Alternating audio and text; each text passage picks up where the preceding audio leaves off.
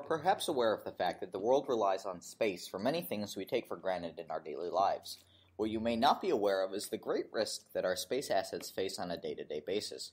According to Megan Ansel of George Washington University's Elliott School of International Affairs, there are currently hundreds of millions of space debris fragments orbiting the Earth at speeds of up to several kilometers per second. Space debris can range from anything from random space junk tossed out during spacewalks to the fragments of satellites that have burned up in orbit. These debris pose a serious threat to the satellites in orbit, which are responsible for GPS, military communication, telecommunications, intercontinental banking, and scientific research.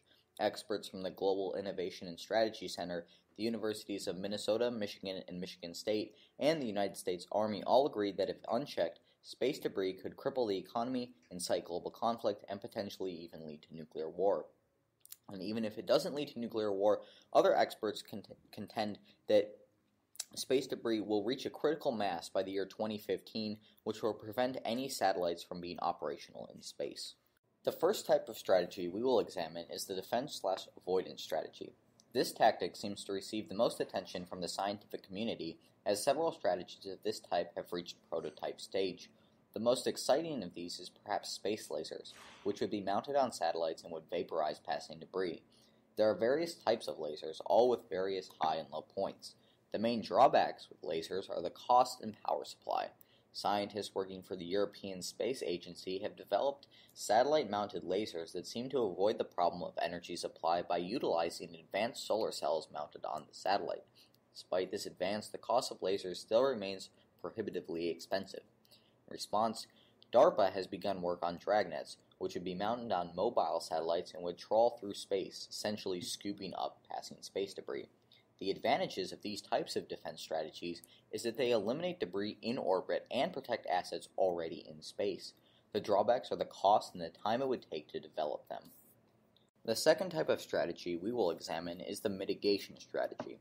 This involves what experts in the field of space assets call satellite hardening. The overall strategy here isn't to eliminate the debris, but to harden the satellites and other assets so that they can take more of a beating from the debris. There are two types of hardening: passive and active. Passive hardening involves strengthening the raw materials that make up the satellite. Active hardening involves making each satellite more mobile, such as installing onboard solar-powered motors, which would allow a technician to move the satellite out of the path of space debris. The advantage of this type of strategy is that it is less expensive and doesn't involve shooting lasers around in space. The drawback of this strategy is it doesn't eliminate the debris and doesn't do anything to protect the assets already in orbit. For this reason, we classify passive and active hardening as a type of mitigation strategy. The third type of strategy is acceptance. You may notice that we skip transference, but that is because there is no way to transfer this problem. Sure, maybe the United States could tell Europe to deal with it, but the end result is that one of the types of strategies we described will have to be implemented.